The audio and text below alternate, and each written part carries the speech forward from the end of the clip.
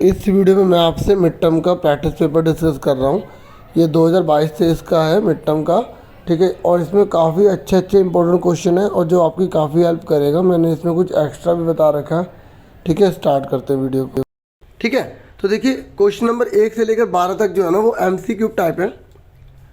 तो पहला क्वेश्चन है, मैं हिंदी इंग्लिश दोनों में बताऊँगा, ठीक है। पहला, निम्नलिखित में से कौन सा उत्पादन का कारक नहीं है? Which among the following is not a factor of production. ये आपकी इकोनॉमिक्स की बुक है, उसमें आपको पहला चैप्टर है ना, पालमपुर के गांव की कहानी, उसी में आपको मिलेगा। तो उसमें बता रहा है कि उत्पादन के कौन कौन से कारक होते हैं। तो उसमें भूमि भी है। फर्स्ट चैप्टर जो है ना, जो बच्चे DOE में पढ़ रहे हैं ना, दिल्ली के गवर्नमेंट स्कूल में, तो उनमें नहीं आ रहा है, तो प्राइवेट में आ रहा होगा KVS और स्कूल्स में। तो DOE वाले फर्स्ट चैप्टर को छोड़ देंगे। पूंजी भी है, श्रम भी है और मानव पूंजी भी है, ठीक है। मतलब मनुष्य जो वो भी एक पूंजी है।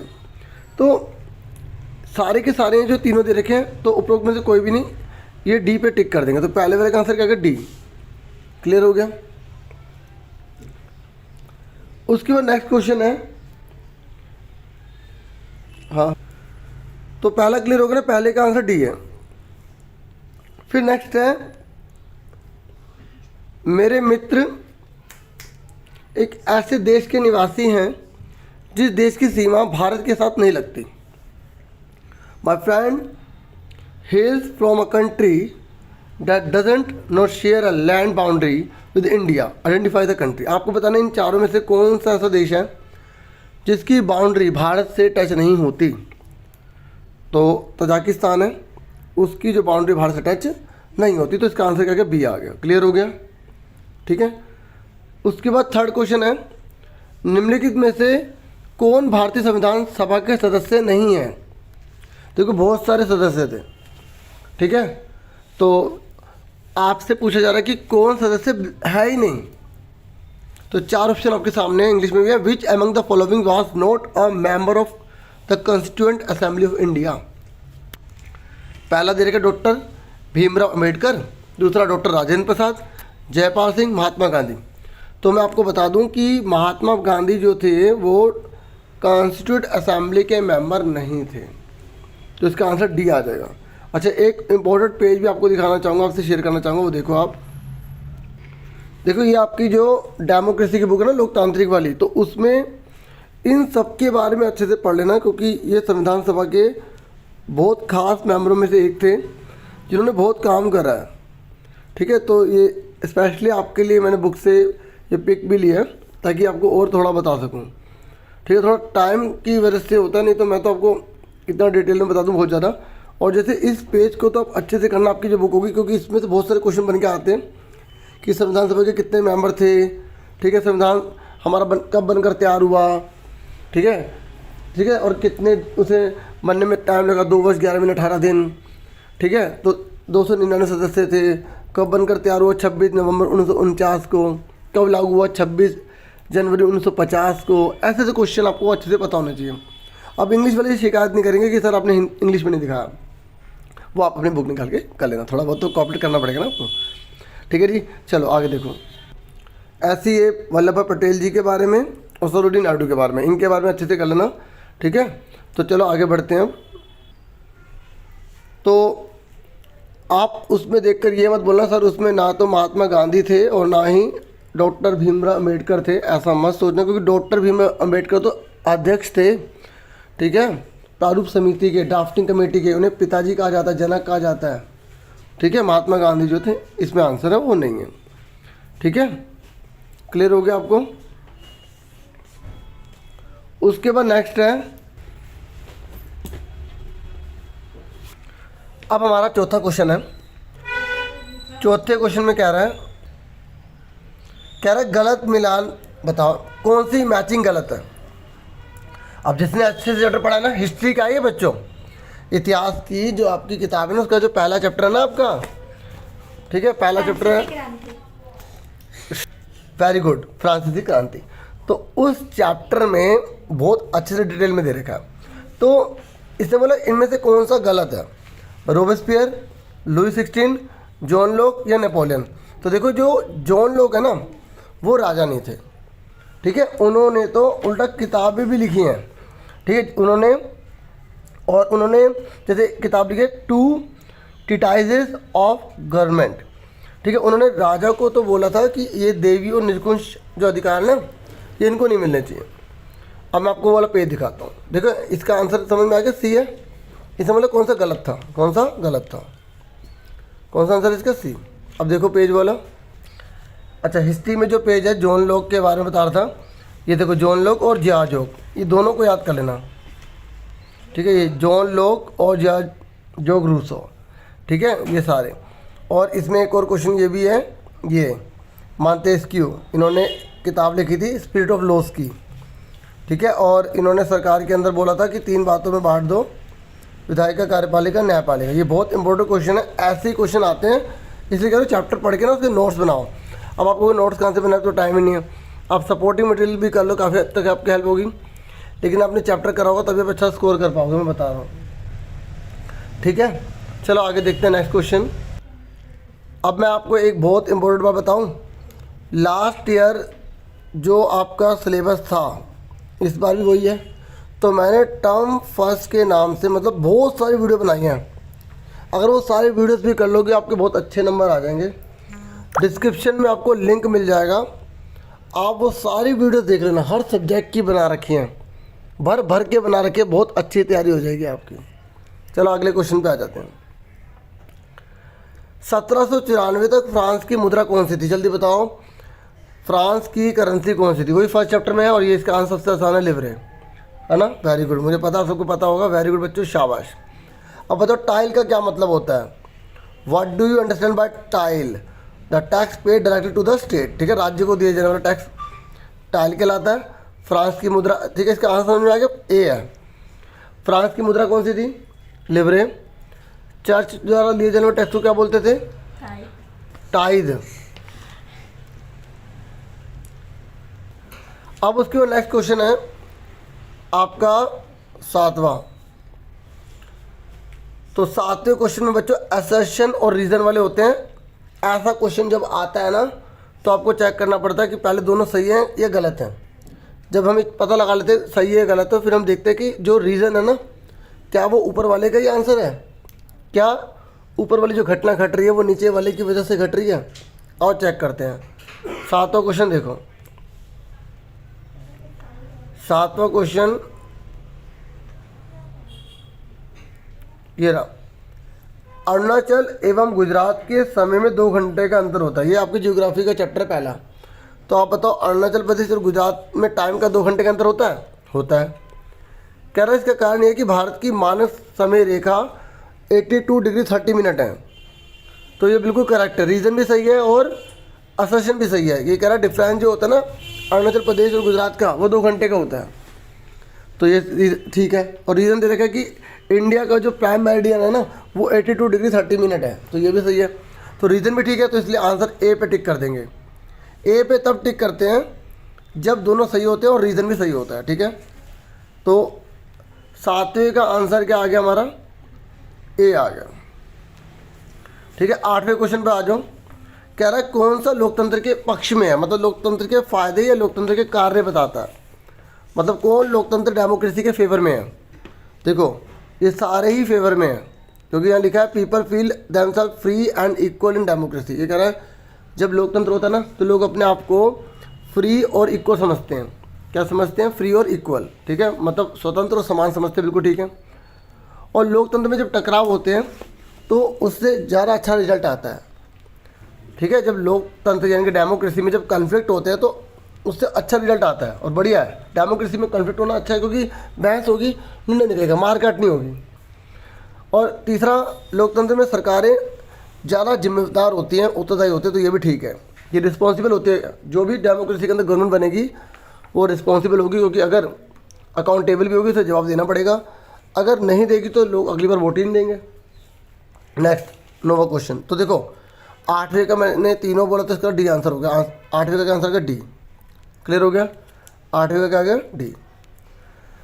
अब 9वां क्वेश्चन है। 9वें क्वेश्चन में वही है असर्शन और रीजन। सबसे पहले चेक करो कि ये ट्रू है फॉल्स है। ये कह रहा है जिन देशों के पास संविधान है वे देश लोकतांत्रिक हो, ये जरूरी नहीं है, बिल्कुल ठीक है। ये कह रहा संविधान सिर्फ शासन की पत्ति के विषय में जानकारी देता नहीं, संविधान के तो बहुत सारे कार्य होते हैं। तो ये कह रहा केवल संविधान शासन की पत्ती बताता है, केवल ये आंसर सही नहीं है एक, ठीक है।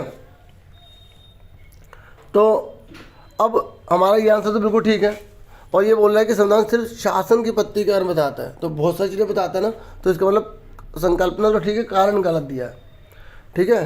तो इसलिए हम इसका आंसर क्या करेंगे, सी कर देंगे, ठीक है। अगर यहाँ सिर्फ ना लिखा होता तो हम ये पॉइंट तो सही मानते पर एक्सप्लेनेशन सही नहीं मानते, फिर हम इस पर किस पे टिक कर देते, हम सी पे बी ऑप्शन में टिक कर देते, लेकिन इसमें बोला है सिर्फ, तो इसलिए आंसर क्या होगा, सी।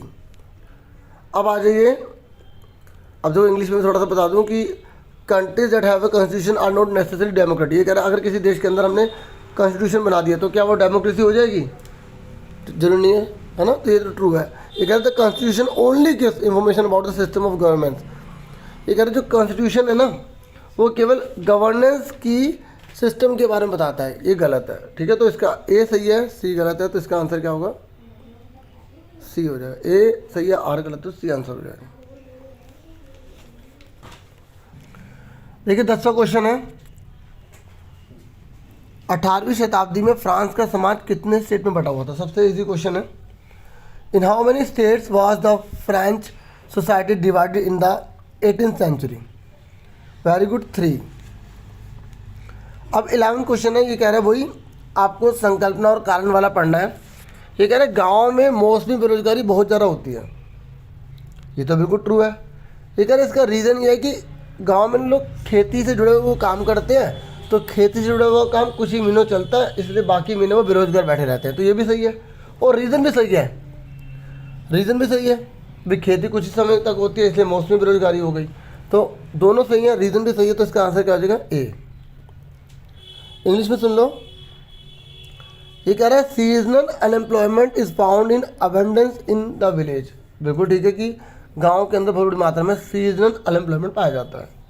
ये कह रहा है इसका रीज़न ये है क्योंकि एग्रीकल्चर जो है ना, एग्रीकल्चर गांव वाले एग्रीकल्चर में लगे रहते हैं, तो इसलिए वो अनएम्प्लॉयमेंट को फेस करते हैं बहुत सारे महीनों में। भाई देखो खेती बाड़ी कुछ ही महीने तो होगी, बाकी महीने तो होगी नहीं। और सबसे बड़ी बात, बोते समय और काटते समय काम होता है, बाकी महीने क्या काम है, खाली बैठे रहोगे। तो इसलिए गाँव में क्या पाई जाती है, मौसमी बेरोजगारी पाई जाती है, ठीक है। तो ए आंसर आ गया इसका। ये जो भी क्वेश्चन आप देख रहे हैं ना, तो आपकी प्रैक्टिस हो रही है, और मैं आपको दोबारा से बता रहा हूँ कि आप पिछले साल की सारी वीडियो ज़रूर देख लेना।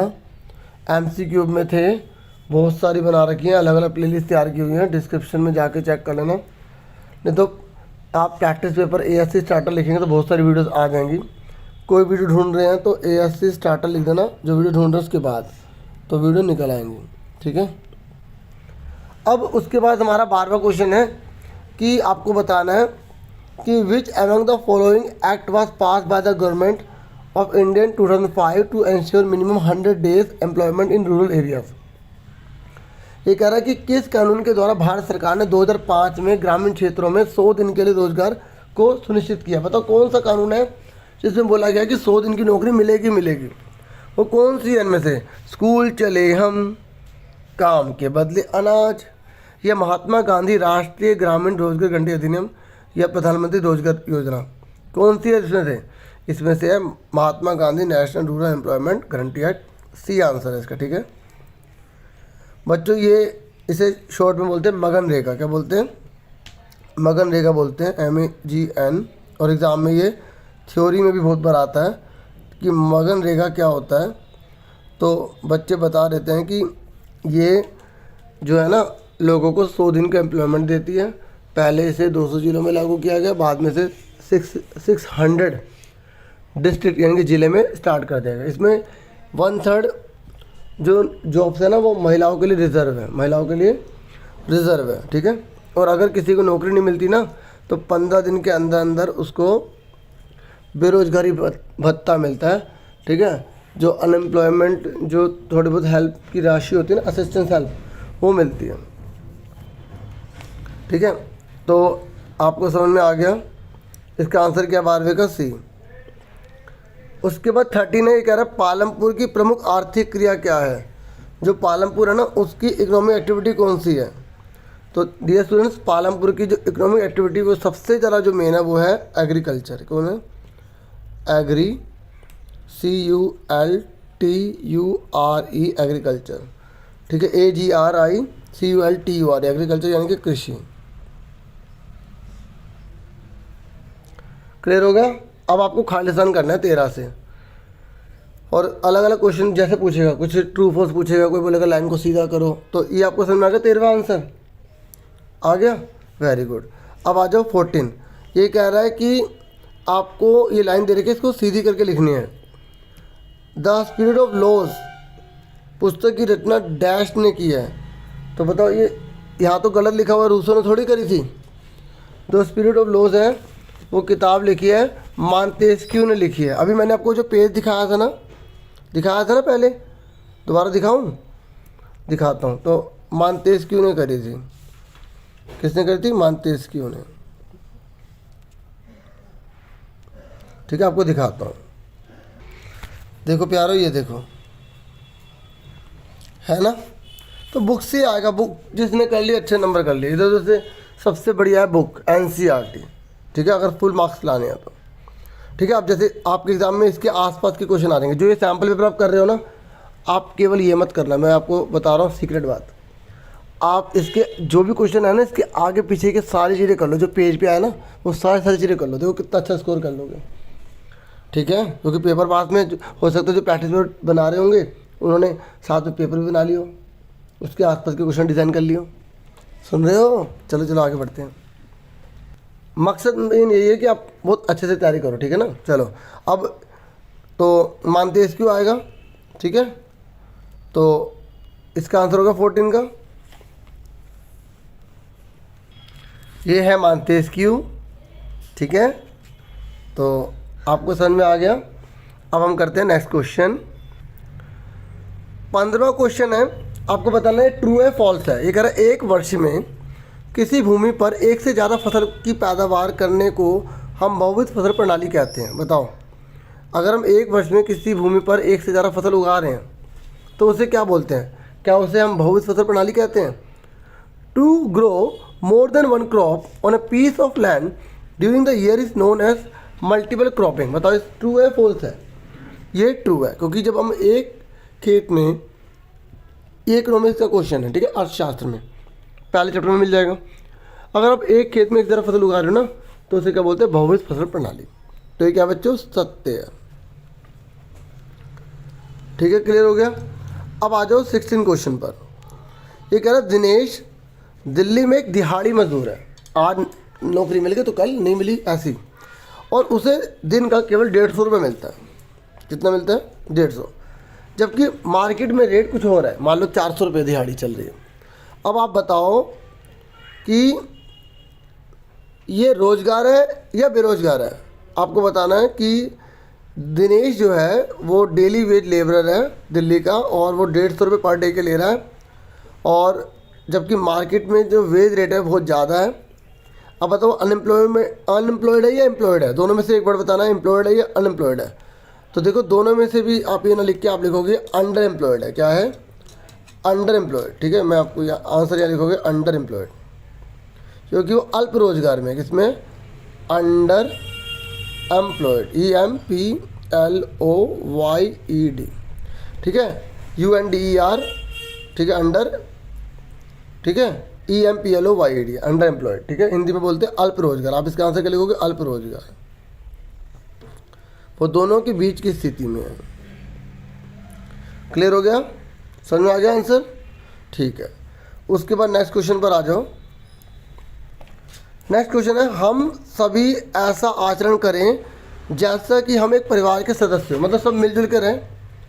कोई भी नागरिक किसी दूसरे नागरिक को अपने से कमतर ना माने, कोई किसी को अपने से कमतर ना माने। तो ये बताओ, इसको क्या बोलते हैं? इसको बोलते हैं बच्चों बंधुत्व। क्या बोलते हैं? बंधुता बोलते हैं। क्या बोलते हैं? बंधुता। मैं आपको दिखाता हूँ, ये आपकी बुक में कहाँ से आया है। ये आपकी लोकतांत्रिक की बुक है ना, डेमोक्रेसी, उसमें कहाँ से है वो आपको दिखाता हूँ। देखिए, ये आप देखेंगे ना, ये आप पेज खोलेंगे तो इस पेज में देखो, ये रहा ठीक है, आप पुरानी वीडियोस भी मेरी देखेंगे, आपको बहुत आनंद आने वाला है। पिछले साल की सारी वीडियोस ज़रूर देख लेना, अभी भी कह रहा हूँ। ठीक है, आप ऐसे ही पास हो जाएंगे, अच्छे नंबर भी आ जाएंगे। तो ये रहा बंधुता।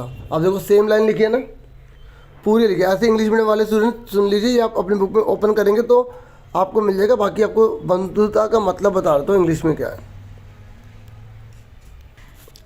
देखिए इंग्लिश में बोला जाता है फ्रैटर्निटी। ठीक है, तो समझ में आ गया होगा आपको।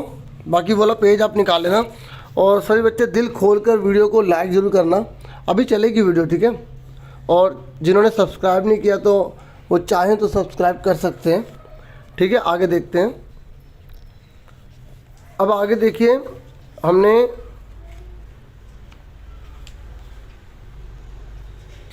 17 तक क्वेश्चन कर लिए है ना। अब 18वां, जो 18वां क्वेश्चन है वो ये कह रहा है कि डैश लेड अ मिलिट्री कोप इन पाकिस्तान इन अक्टूबर 1999। तो बताओ अक्टूबर 1999 में पाकिस्तान में जो सैनिक तख्ता पलट हुआ उसकी अगुवाई किसने करी थी? तो उसकी अगुवाई करी थी जनरल परवेज़ मुशर्रफ ने। ठीक है, किसने करी थी? जनरल परवेज़ मुशर्रफ ने। और ये है वो व्यक्ति, ठीक है, जनरल परवेज़ मुशर्रफ, जिन्होंने सैनिक तख्ता पलट किया था। और जो अब तक अभी किए हैं वो सारे हैं, है ना। तो ये 18 तक मैंने आपको करवा दिए। अब आगे देखो, अब 19वां क्वेश्चन है, कह रहा है कि महिमा जो है ना वो मालाबार तट पर है। कहाँ पर है? मालाबार तट पर है। और वह इस बात को लेकर दुविधा में है कि वह पूर्वी तटीय मैदान पर है या पश्चिम तटीय मैदान पर है। तो आपको इसका आंसर बताना है। तो मैं आपको बता दूं वो पश्चिम तटीय मैदान पर है। आपको एक डिफरेंस भी दिखा देता हूँ, ठीक है, वो आप देख लो। इंग्लिश में बोल देते कि महिमा जो है ना वो मालाबार कोस्ट पर है, तो वो कंफ्यूज हो गई कि अरे मैं कहाँ पर हूँ, ईस्टर्न कोस्टल प्लेन में हूँ या वेस्टर्न कोस्टल प्लेन में हूँ। तो वो बस ये आंसर लिखना, वेस्टर्न कोस्टल प्लेन। बुक में मतलब इसी में तो छांटना था, ये या ये, तो ये आंसर आ गया। ठीक है, अब एक डिफरेंस दिखा देता हूँ। देखिए ये सपोर्टिंग मटेरियल में से है। ठीक है, तो मैं एक ही लैंग्वेज में दिखा रहा हूँ, हिंदी में।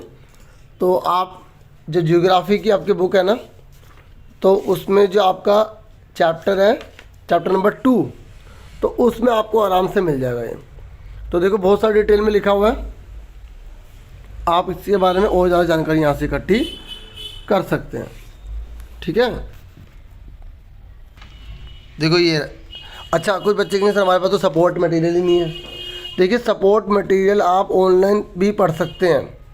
ठीक है, आप सपोर्ट मटेरियल ASC स्टार्टर लिखेंगे तो एक वीडियो आ जाएगी, उसमें डिस्क्रिप्शन में लिंक मिल जाएगा, उसे क्लिक करके आप सारे सपोर्ट मटेरियल गेट कर सकते हैं। नहीं तो आप कमेंट कीजिए, मैं एक नई वीडियो बना के सपोर्ट मटेरियल की प्रोवाइड कर दूंगा। ठीक है, चलो आगे देखो। नेक्स्ट है कि समानता शब्द से आप क्या समझते हैं, न्याय शब्द से आप क्या समझते हैं। देखिए जो भी मैंने आपको एक पिक्चर दिखाई थी ना, इसी के अंदर से क्वेश्चन आया है। जैसे आपसे ये पूछ सकता है, ये वाला पूछ सकता है, ये पूछ सकता है, ये पूछ सकता है। तो आपसे इसमें पूछा गया था कि आप समानता से क्या समझते हैं, स्वतंत्रता से क्या समझते हैं, या न्याय से क्या समझते हैं। तो आपको डेफिनेशन की मीनिंग बताना होगा। ये इंग्लिश वाली जब आप बुक देखेंगे ना तो उसमें आपको इजीली अवेलेबल हो जाएगा, आपकी NCERT बुक हो या कोई भी बुक हो, उसमें ये ज़रूर होगा। ठीक है डियर स्टूडेंट्स, तो यहाँ पर आप आराम से नोट कर सकते हैं और ये सारे कर लेना। और देखिए जब भी मैं वीडियो बनाता हूँ मेरा मकसद केवल उन क्वेश्चन को कराना नहीं होता, उसके आसपास की चीज़ें भी करवाना होता है। और 21 क्वेश्चन में हमसे पूछा गया है कि मानव पूंजी क्यों महत्वपूर्ण है, why is human capital important. आप खुद सोचिए बच्चों, अगर हम इंसान ही नहीं होंगे तो जितने भी अदर कैपिटल्स हैं, चाहे वो लैंड हो, चाहे वो मशीन हो, फिक्स कैपिटल हो, कोई भी हो, वो क्या यूज़फुल है? हम हैं तभी तो वो यूज़फुल है, इसलिए हम बहुत ज़्यादा इम्पोर्टेंट है। चलो इसका आंसर देखो। देखिए यहाँ पर आपसे जो पूछा गया वो 1 नंबर में पूछा गया है। पहले मैं हिंदी मीडियम में दिखा रहा हूँ, ठीक है, फिर इंग्लिश मीडियम में देख लेना। तो मैं आपको बता रहा था कि आपसे तो 1 नंबर का पूछा गया है, लेकिन यहाँ पर 5 पॉइंट आपको मैं दिखा रहा हूँ क्योंकि अगर ये लॉन्ग क्वेश्चन में आता है तो भी आप इसे अच्छे से कर पाएंगे, ठीक है। नहीं तो आप एक पॉइंट ही बता सकते हैं, पहला वाला, कि अन्य संसाधन अपना स्वयं का उपयोग नहीं कर सकते। मानव विकास के लिए प्राकृतिक संसाधन जैसे भूमि, मृदा, जल, पेड़ पौधे का प्रयोग करता है, ठीक है। मानव विकास के लिए प्राकृतिक संसाधनों का प्रयोग करता है, इसलिए मनुष्य का जो संसाधन है, जो मानव पूंजी है, बहुत ज़्यादा महत्वपूर्ण है। आप चाहे तो और बता सकते हैं कि मानव अपने ज्ञान और कौशल से प्राकृतिक संसाधन को मूल्यवान वस्तुओं में परिवर्तन करता है। आप ये बता सकते हैं खनिज और मूल्यवान संसाधन भूमि के लिए या भूमि के नीचे ही दबे रहेंगे। जो खनिज और मूल्यवान संसाधन है वो भूमि के नीचे ही दबे रहेंगे यदि मानव उन्हें खोद कर न निकालें। ऐसे शिक्षा, प्रशिक्षण, स्वास्थ्य आदि के द्वारा मानव पूंजी में निवेश अर्थव्यवस्था की प्रगति में योगदान देता है, मतलब इकोनॉमी को आगे रेस करता है, बढ़ाता है, इंक्रीज करता है। तो है ना मानव संसाधन बहुत ज़्यादा इंपॉर्टेंट। देखो एक नंबर का तो एक ही पॉइंट लिखना है, मैंने यहाँ पर आपको 5 पॉइंट दिखा दिए हैं, ठीक है। उदाहरण के लिए यहाँ पे एक दे रखा है कि जापान ने मानव पूंजी में निवेश कर विशेष तौर पर शिक्षा और स्वास्थ्य में कुशलता एवं तकनीक द्वारा अर्थव्यवस्था को आगे बढ़ाया और देश अमीर हो गया, ठीक है। तो जापान ने शिक्षा और स्वास्थ्य पर बहुत ध्यान दिया था, मानव पूंजी को अच्छा किया था, बाकी सब संसाधन और अच्छे हो गए, ठीक है। अब इंग्लिश में देखो, आपको ऐसा भी पॉइंट लिख सकते हैं, other resources can not be use on their own, human development uses natural resources like land, soil, water, trees and plants, minerals and variable resources would remain buried under the land if human didn't extract them. देखो ये अगला point है, ये यहाँ से अगला point है, ठीक है। तो आप देख सकते हैं बहुत सारे पॉइंट लिखे हैं यहाँ पर, आपको इसे एक पॉइंट लिख देना, ठीक है। मैं एक पॉइंट ही मैंने आपको समझाया यहाँ पर, ठीक है। अब नेक्स्ट देखिए, नेक्स्ट है कि mention the expansion of land boundary of India, मतलब इंडिया जो है ना वो कहाँ से कहाँ तक कितना फैला हुआ है, ये आपको पूरा बताना है। तो लैंड में आपको पूरा बताना है कि यहाँ से, ठीक है, ये आपको बताना है। ये तो मतलब कहाँ से कहाँ तक पूरा है। अक्षांशीय विस्तार बताएंगे 8 डिग्री 4 मिनट उत्तरी अक्षांश से लेकर 37 डिग्री 6 उत्तरी अक्षांश तक, ठीक है। और भारत का देशांतरी विस्तार बताएंगे 68 डिग्री 7 मिनट पूर्वी देशांतर से लेकर 97 डिग्री 25 मिनट पूर्वी देशांतर तक, ठीक है। और ये मैंने एक्स्ट्रा आपको बता रहा हूँ कि अगर भारत की मानक यमुना रेखा पूछेगा तो ये आंसर, ठीक है। लेकिन जो अभी आंसर पूछा है उसमें ये नहीं बताना आपको, ठीक है। कई बच्चे होते हैं नोट कर लेते हैं, ठीक है, सुनते नहीं है ना पूरी बात, तो यहाँ तक आपको नोट करना है, ठीक है। अब इंग्लिश में देख लो आप, तो आप बता देंगे latitudinal extent of India from 8 degree north latitude to 37 degree north 37 degree 6 minute north latitude, ठीक है। और longitudinal extent of India from 68 degree 7 minute east longitude to लगा लेना 97 डिग्री 25 मिनट ईस्ट लॉन्गिट्यूड, ठीक है। क्लियर हो गया आपको। अब नेक्स्ट देखिए,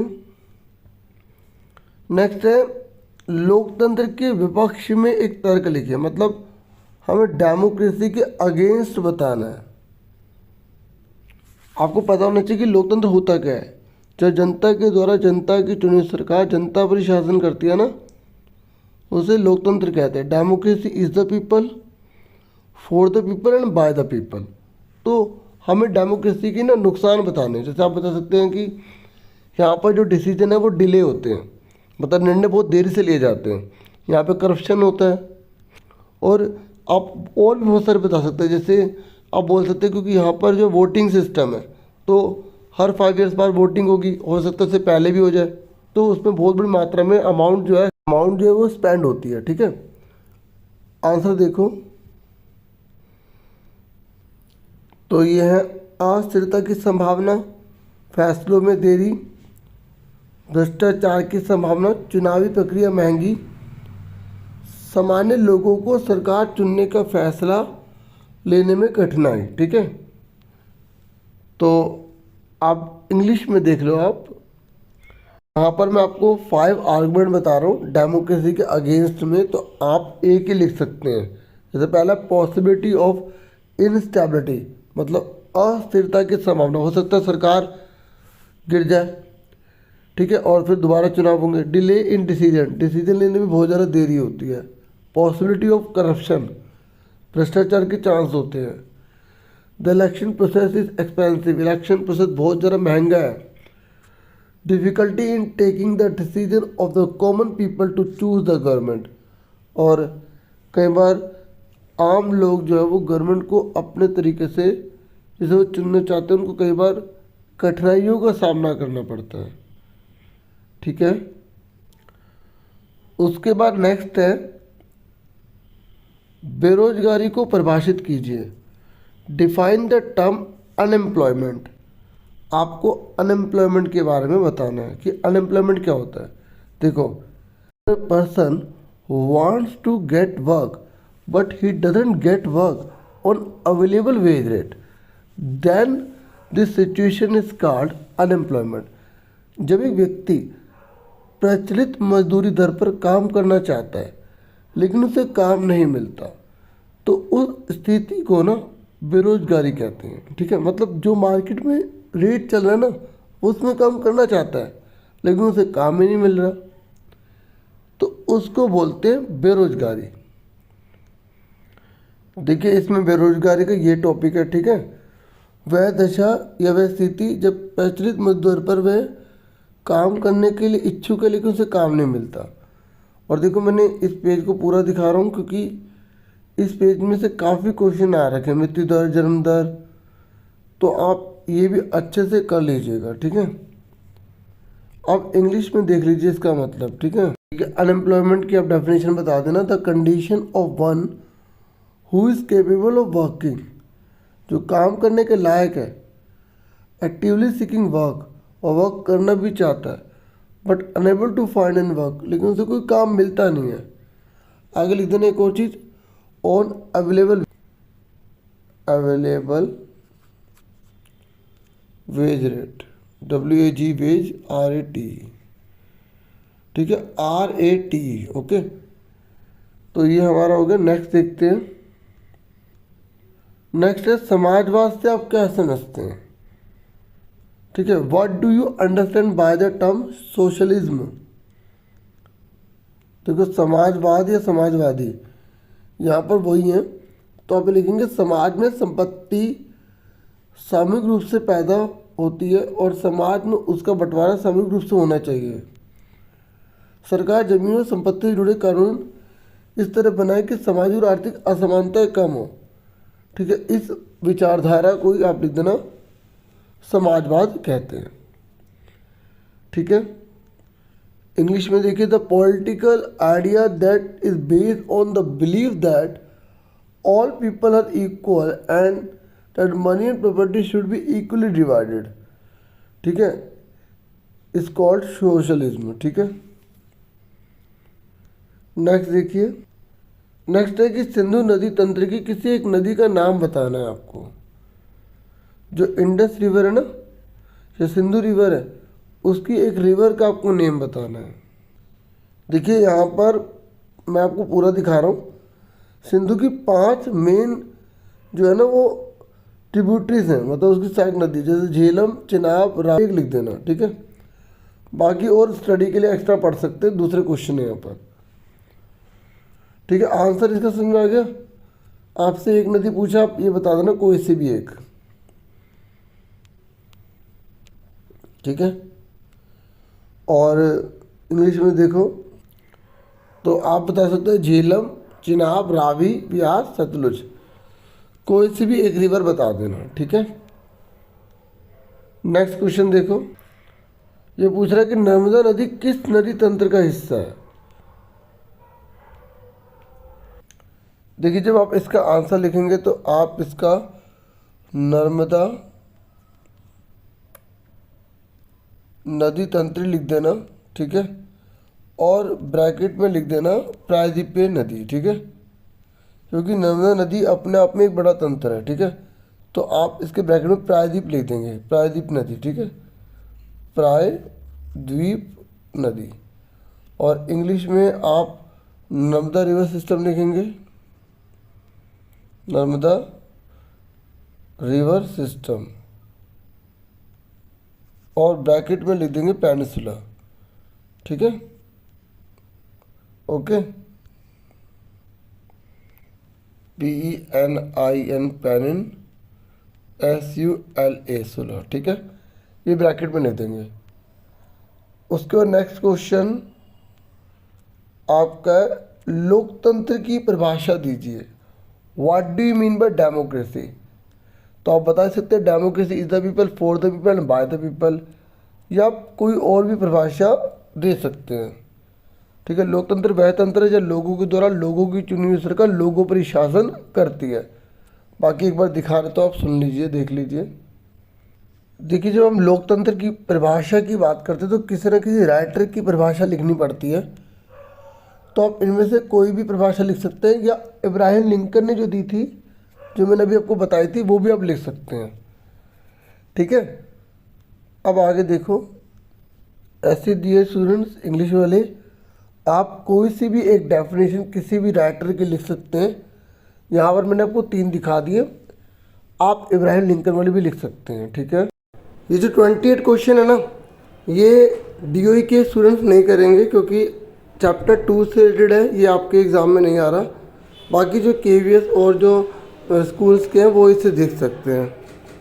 क्लास 9 का जो आपका सिलेबस है ना, हिस्ट्री में आपका चैप्टर 1 आएगा, चैप्टर 5 केवल पीरियोडिक टेस्ट के लिए रखा गया है, और डेमोक्रेसी में पहला चैप्टर है आपका, दूसरा है, और जो ज्योग्राफी है उसका पहला चैप्टर आ रहा है, दूसरा आ रहा है, और तीसरा आ रहा है। इकोनॉमिक्स में आपका जो पहला चैप्टर है वो तो आएगा नहीं, पीरियोडिक टेस्ट में आएगा, और सेकंड चैप्टर आपके क्वेश्चन आंसर में आएगा। तो ये सिलेबस मैंने थोड़ा सा बता दिया, ठीक है। ये DOE की बात कर रहा हूँ मैं खाली, ओके डियर। तो 28 में कह रहा है कि सोवियत संघ में, यानी कि रूस में जब स्टालिन आया था ना, तो उसने सामूहिकरण का कार्यक्रम लागू किया था। तो क्वेश्चन है कि कैसे लागू किया था उसने। तो डियर, जब आप आंसर लिखते हैं तो आप स्टार्टिंग में ही लिख सकते हैं, ठीक है। क्वेश्चन तो मैंने आपको समझा दिया है। जब आप आंसर लिख रहे हैं तो आप स्टार्टिंग कर सकते हैं कि स्टालिन सोवियत संघ के राष्ट्रपति थे, और उन्होंने सोवियत संघ के विकास के लिए कई प्रकार की योजनाएं भी बनाई थी, जिनमें से सामूहिकरण की एक प्रमुख योजना थी। और उन्होंने इसे कैसे किया, कैसे लागू किया उन्होंने, ये इसलिए लागू किया, पहले ये भी पता होना चाहिए कि रूस में अनाज की कमी हो गई थी, तो उन्होंने सामूहिकरण की प्रक्रिया लागू कर दी। पता है सामूहिकरण क्या होता है? कि सब लोग मिलकर एक बड़े ज़मीन को जोतेंगे और उसमें जो उगेगा फिर आपस में बांट लेंगे। तो इसलिए उन्होंने क्या किया, कैसे किया, छोटे छोटे भूमि के टुकड़ों को जोड़कर विशाल ज़मीन का फार्म बना दिया। और सामूहिक खेती करने के लिए बड़ी भूमि की व्यवस्था करना ही स्टालिन की समीकरण की प्रक्रिया कहलाई, ठीक है। बाकी मैं आपको बुक से भी दिखाता हूँ। देखिए डियर, ये आपकी बुक का ही पेज है।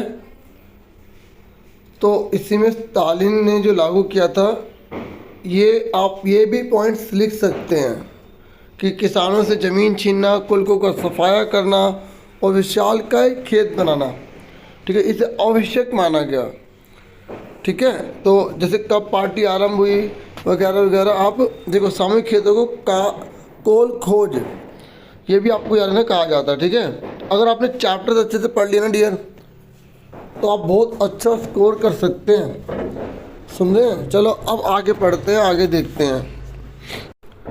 उसके बाद नेक्स्ट है, किसी देश को मानक समय रेखा की आवश्यकता क्यों पड़ती है, और भारत की मानक समय रेखा का नाम बताइए। देखो, किसी भी देश को मानक समय रेखा की आवश्यकता है इसलिए पड़ती है जिससे कि पूरे देश में एक ही समय की व्यवस्था हो सके। मानक समय रेखा से उस पूरे क्षेत्र या देश में एक ही समय रहेगा तो किसी प्रकार की कोई दुविधा नहीं रहेगी, ठीक है। भारत के पूर्वी और पश्चिमी छोर में लगभग 30 डिग्री का अंतर है, यानी कि 2 घंटे का अंतर, आपको पता भी होगा। इसलिए इस अंतर से बचने के लिए मानक समय रेखा की आवश्यकता होती है, और ये अलग, ठीक है। तो 2 घंटे का अंतर होता है, और भारत में आपको पता भी होगा अरुणाचल प्रदेश और गुजरात के बीच में, है ना।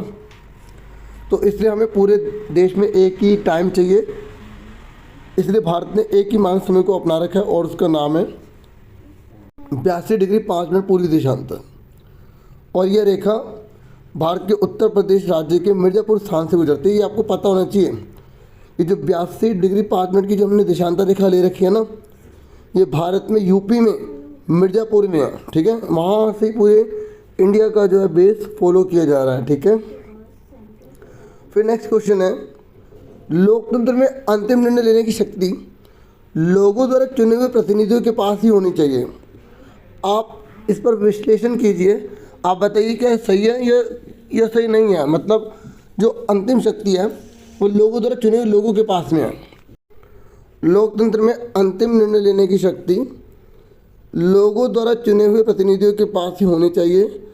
इस कथन के पक्ष में निम्नलिखित तर्क दिए जा सकते हैं। पहला, लोकतंत्र में निर्णय लेने की शक्ति लोगों के द्वारा चुने हुए प्रतिनिधियों के पास ही होनी चाहिए क्योंकि जनता ने उसे चुना है, ठीक है, निर्वाचित किया है मतलब। फिर उसके बाद यह चुने गए प्रतिनिधि जनता का प्रतिनिधित्व करते हैं और जनता के लिए कार्य करते हैं, इसलिए इन प्रतिनिधियों के पास ही वास्तविक शक्ति होनी चाहिए, ठीक है। और तीसरा, संविधान में लोकतांत्रिक शासन व्यवस्था को अपनाया गया है। मतलब हमारे देश ने लोकतंत्र को अपनाया हुआ है और लोकतंत्र को अपनाया हुआ है तो लोकतंत्र में तो प्रतिनिधि चुने जाएंगे, हाँ है ना। और प्रतिनिधि चुने जाएंगे तो वो जनता की ओर से जनता के लिए निर्णय लेंगे, ठीक है, और जनता के लिए काम करेंगे। इसलिए हम कह सकते हैं कि लोकतंत्र में अंतिम निर्णय लेने की शक्ति जो लोगों के द्वारा जो चुने हुए लोग होते हैं उन्हीं के पास होनी चाहिए ताकि वो लोगों के लिए उचित निर्णय, अच्छा निर्णय ले सकें। आप अपनी लैंग्वेज में बनाकर भी कुछ और भी लिख सकते हैं, ठीक है। नेक्स्ट देखिए, स्वतंत्र एवं निष्पक्ष चुनाव। अगर आप और वाला क्वेश्चन करते हैं तो कि स्वतंत्र एवं निष्पक्ष चुनाव लोकतंत्र की एक आवश्यक शर्त है, इसके बारे में बताइए। मतलब ये कह रहा है कि अगर हम लोकतंत्र चाहते हैं तो उस देश में जो चुनाव हो रहे हैं ना वो बिना किसी भेदभाव के होने चाहिए और सभी के चुने जाने के समान अवसर होने चाहिए। तो ये बोल रहे हैं कि इसको आप एक्सप्लेन कीजिए। तो आप बताएंगे कि स्वतंत्र एवं निष्पक्ष चुनाव लोकतंत्र की एक आवश्यक शर्त है। स्वतंत्र एवं निष्पक्ष चुनाव के बिना लोकतंत्र आधारहीन हो जाएगा। समझे मेरी बात। अगर स्वतंत्र और निष्पक्ष चुनाव नहीं होगा तो लोकतंत्र की वैल्यू ही खत्म हो जाएगी। लोकतांत्रिक शासन व्यवस्था में निर्वाचन एक महत्वपूर्ण विशेषता है, ठीक है। लोकतंत्र में चुनाव जो होते हैं ना वो बहुत बड़ी विशेष बात है, ठीक है, जो चुनाव होते हैं और जिसके माध्यम से जनता अपनी मनपसंद से किसी भी उम्मीदवार को चुन सकती है, ठीक है, और सरकार बना सकती है। तो अब देखो, आप अपने लैंग्वेज में भी 3-4 पॉइंट्स में लिख सकते हैं कि लोकतंत्र के अंदर अगर चुनाव होंगे ना तो इससे क्या होगा, जनता की भागीदारी बढ़ेगी, जनता अपनी मर्जी से किसी भी व्यक्ति को चुन सकती है और उस देश में लोकतंत्र जो है मजबूत होगा, ठीक है। और अगर जनता के पास ये अवसर ही नहीं होगा किसी व्यक्ति को चुनने का या किसी व्यक्ति को हटाने का, तो फिर वहाँ पर लोकतंत्र मजबूत नहीं हो पाएगा। और सभी के चुने जाने के अगर बराबर अवसर होंगे तो वो पार्टी जितने भी होंगे ना वो देश के हित में काम करेंगे और जनता को इस तरीके से लुभाएंगे ताकि जनता जो है ना वो प्रसन्न हो और उनको वोट दे सके और अच्छे से अच्छा काम करेंगे।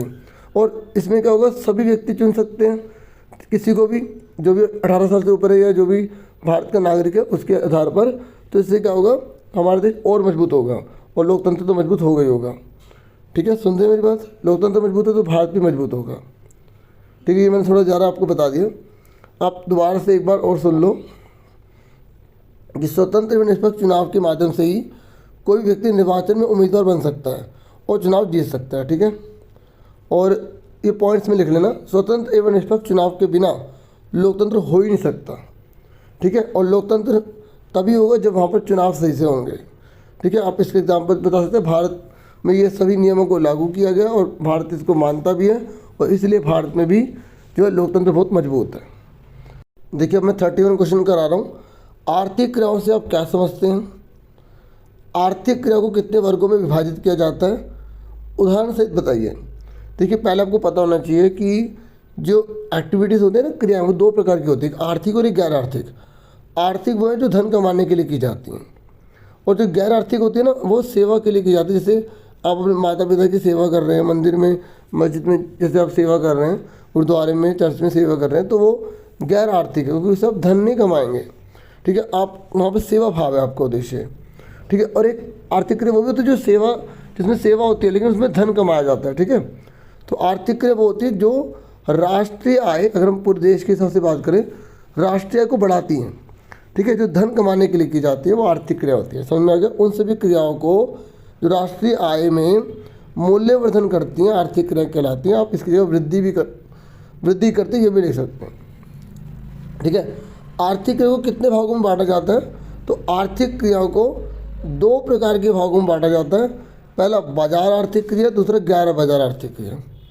ठीक है, बाजार आर्थिक क्रिया ऐसी क्रियाएं जिनमें वेतन या लाभ के उद्देश्य से काम किया जाता है ना, जैसे पैसा कमाने के लिए। ठीक है, तो यहाँ पर लाभ के उद्देश्य से कराई जाती हैं। ठीक है,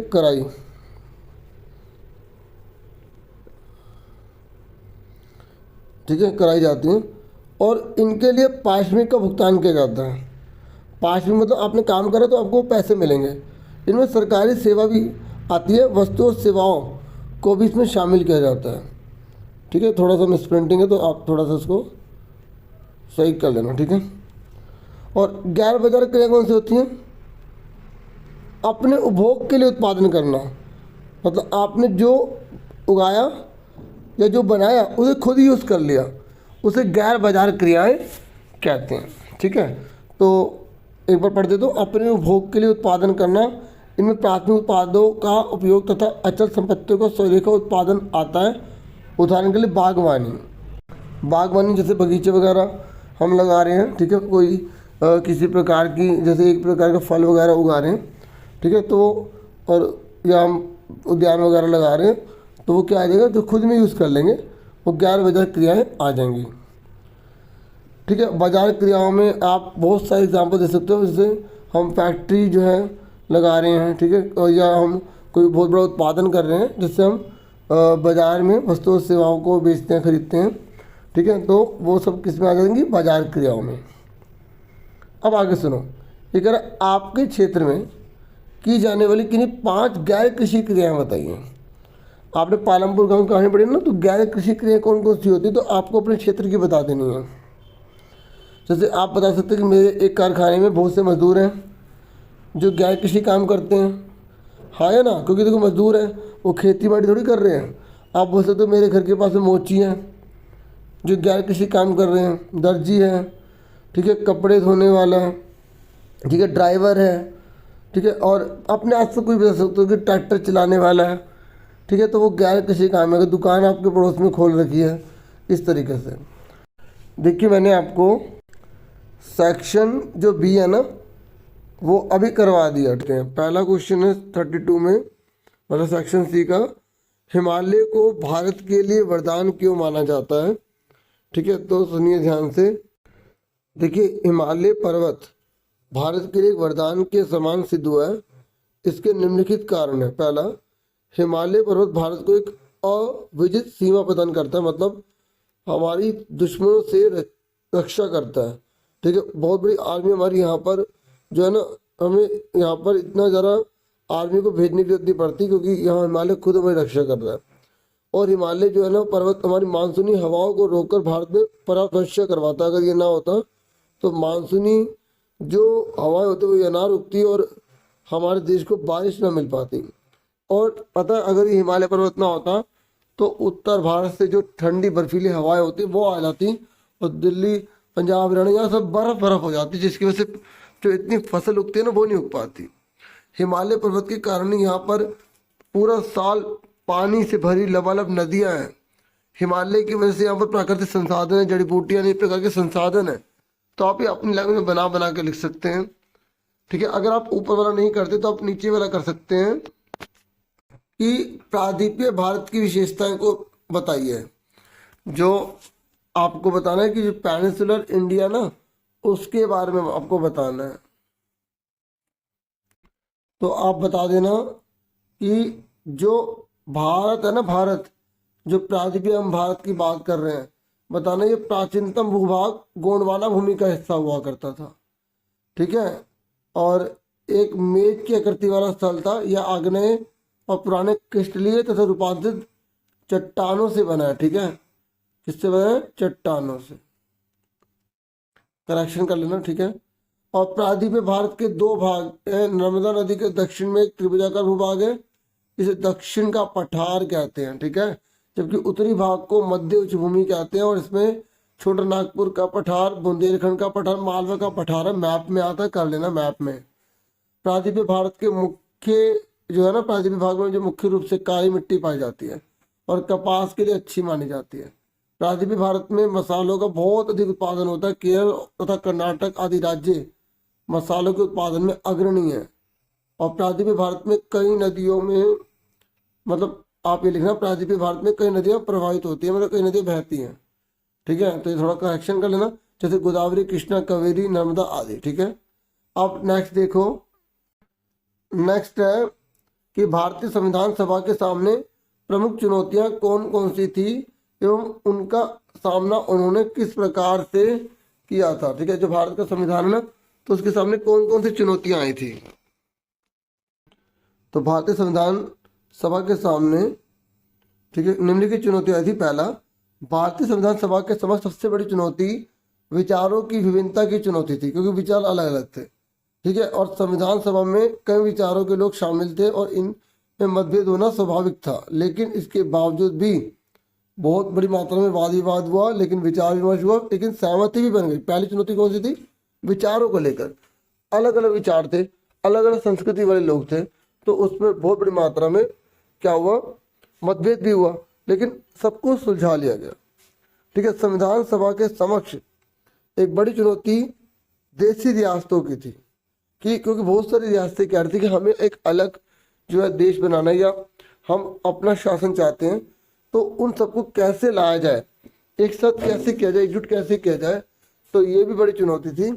तो उस समय सरदार वल्लभ भाई पटेल ने सबको एकजुट किया और पूरे भारत को एक बना दिया। ठीक है, और क्या चुनौती थी? अब क्या हुआ? तीसरा पॉइंट सुनिए कि भारतीय संविधान के सामने एक बहुत बड़ी चुनौती आ गई थी कि भारत के विभाजन की, क्योंकि भारत और पाकिस्तान जो है ना, दो हो गए थे।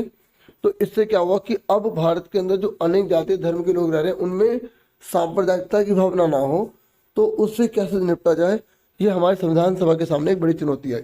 जैसे मैं बोल रहा हूँ ना, आप वो भी लिख सकते हैं। ठीक है, जो लिखा हुआ तो आप देख ही रहे हैं। ठीक है, संविधान सभा के सामने एक बड़ी चुनौती ये भी थी अल्पसंख्यकों को लेकर, कि भाई देखो, जब भारत एक अलग देश बनने जा रहा है, तो इसमें अनेक धर्म, जाति, भाषा के लोग और कुछ लोग अल्पसंख्यक है, जैसे बौद्ध धर्म के लोग, जैन धर्म के लोग, ये संख्या में बहुत कम है। ठीक है, तो इन लोगों के हितों के लिए भी किस प्रकार से काम हो कि किसी प्रकार का कोई अत्याचार वगैरह ना हो, तो ऐसे स्थिति से निपटने के लिए भी हमारे देश में अल्पसंख्यक समुदाय के लिए विशेष प्रकार के प्रावधान कर दिए गए। मतलब हमारे सामने बहुत सारी चुनौतियाँ आई और उनको जो है ना, क्या किया गया, उनसे बाहर निकलने का पूरा प्रयास किया गया। ठीक है, और भारतीय संविधान सभा के सामने एक बड़ी चुनौती ये भी थी कि शासन का रूप कैसे हो, कि हमें संसदीय प्रणाली को अपनाना चाहिए या अध्यक्षात्मक शासन प्रणाली को अपनाना चाहिए। संसदीय मतलब होता है कि जैसे यहाँ पे प्रधानमंत्री है, वो मुख्य काम करेगा और राष्ट्रपति नाम मात्र के लिए होगा, संसद होगी। अध्यक्षात्मक में यह कि राष्ट्रपति ही मेन होगा, वही सारे काम करेगा। इससे क्या होगा, अगर अध्यक्षात्मक होगा ना, तो इससे क्या होगा, एक तरह से चापलूसी से बहुत बढ़ जाएगी, क्योंकि राष्ट्रपति के पीछे आगे बहुत घूमेंगे।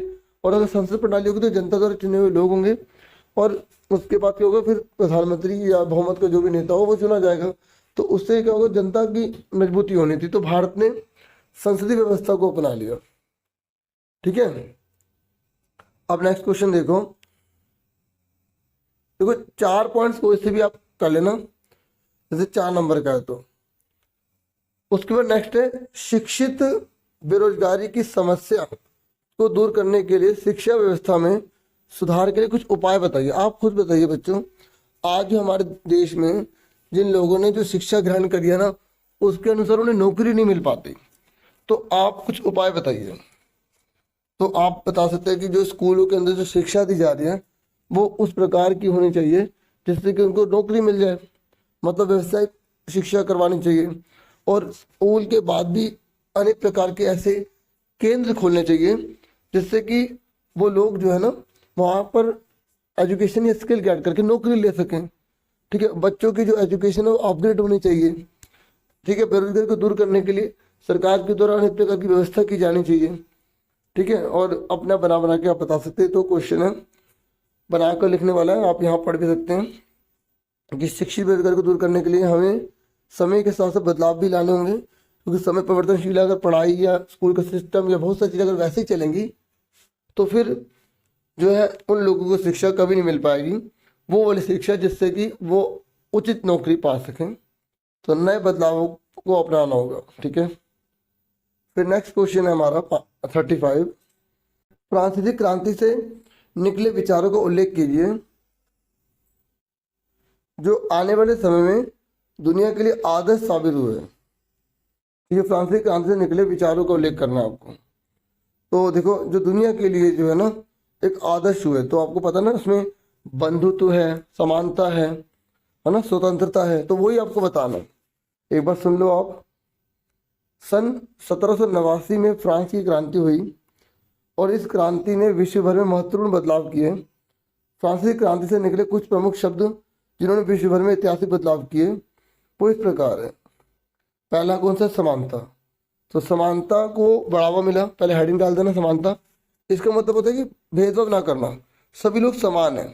ठीक है, ऐसे मेन दूसरा आप बता देना। दूसरा विचार था स्वतंत्रता, मतलब सभी को स्वतंत्रता मिलनी चाहिए, अपने विचार प्रकट करने की जो आज़ादी है वो सबको मिलनी चाहिए। ठीक है, तीसरा जो है वो मेरा बंधुत्व, हेडिंग डाल देना फिर लिखना। ठीक है, ये मैं बता रहा हूँ ना आपको, बंधुत्व लिखे फिर लिखना टीचर, और जो मेन बात होती है उसको अंडरलाइन किया करो ताकि टीचर वो देखे और आपको उस पर नंबर मिले, क्योंकि इतना पढ़ने का टाइम नहीं होता।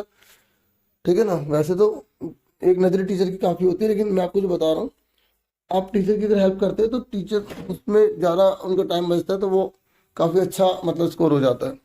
ठीक है, क्योंकि आप बता देंगे कि सर इसमें मेन ये बात है। ठीक है, समझ गए ना आप? आगे सुनो। तो बंधुत्व का मतलब है भाईचारा। तो सब इस तरीके के विचार को पूरी दुनिया में एक आदर्श के रूप में माना जाता है। ठीक है, 3 इसमें मेन थे। अब आगे सुनो। 18वीं सदी में फ्रांसीसी समाज की क्या परिस्थितियां थी? तो 18वीं शताब्दी के दौरान फ्रांस समाज की 3 भागों में बटा हुआ था। ठीक है, और इन वर्गों के अपने अपने विशेषाधिकार थे। ठीक है, आप बता देना कि 18वीं सदी में फ्रांस 3 भागों में बटा हुआ था। पहला प्रथम स्टेट था। ठीक है, देखो घुमा कर पूछा जाता है एग्जाम में क्वेश्चन। ठीक है ना, तो थोड़ा सा आपको जो पता है ना, अगर कुछ समझ नहीं आ रहा तो जो भी आपको उस टॉपिक के बारे में पता है तो लिख कर जरूर आना, छोड़ मत देना, क्योंकि छोड़ने से मतलब आपको नुकसान ही है। ठीक है, तो 18वीं शताब्दी में फ्रांस के 3 समाजी वर्गों में पहले स्थान पर चर्च के पादरी आते थे जिन्हें प्रथम स्टेट कहा जाता था, और इस वर्ग के लोगों को जन्म से कुछ विशेष अधिकार प्राप्त होते थे जिनमें प्रमुखतः राज्य को दिए जाने वाले करों से मुक्ति, मतलब जो प्रथम स्टेट है उनको टैक्स नहीं देना पड़ता था। द्वितीय स्टेट, इस वर्ग में ऐसे लोग आते थे जो फ्रांसीसी समाज के कुलीन वर्ग कहलाते थे। इस वर्ग के लोगों को भी जन्म से विशेषाधिकार प्राप्त था, जिसमें यह वर्ग भी राज्य को कोई कर नहीं देता था, और इसके साथ ही इस वर्ग के लोगों को सामंती विशेष अधिकार प्राप्त थे। ठीक है, तीसरा स्टेट में आम जनमानस आता था, जिसमें व्यापारी, कर्मचारी, वकील, किसान, छोटे कारीगर, मजदूर, नौकर सब आते थे, और सभी टैक्स इन्हें भरने पड़ते थे। ठीक है, और 18वीं शताब्दी में फ्रांस की सामाजिक परिस्थितियों को देखते हुए कहा जाता है कि लगभग 60% जमीन पर कुलीनों का राज था। ठीक है, जो चर्च वगैरह थे। तीसरे स्टेट के अमीरों का अधिकार था। देख रहे हो, और तीसरे स्टेट के लोगों से चर्च द्वारा टाइड नाम का कर वसूला जाता था, और वही दूसरी तरफ तृतीय स्टेट से सरकार द्वारा वसूल किया जाने वाला कर टाइल कहलाता। देखो मतलब ये जो टाइल होता है ना, टाइल याद रखना, टाइल चर्च लेती थी टैक्स, और जो टाइल होता था वो राजा के द्वारा लिया जाता था। ठीक है, टाइल राजा के द्वारा लिया जाता था और टाइल जो चर्च वसूल करती थी। मतलब तीसरा वर्ग की हालत बहुत खराब थी, उन्हें हर तरीके से उन पर अत्याचार किए जाते थे। ठीक है, और एग्जाम में ये क्वेश्चन आता है कि जब फ्रांस की क्रांति होगी ना, एक क्वेश्चन और बता रहा हूँ, जब फ्रांस की क्रांति हो गई तो इसका जो है फायदा किनको हुआ? तो तीसरे स्टेट को हुआ, प्रथम आदित्य को नुकसान हुआ था इसका।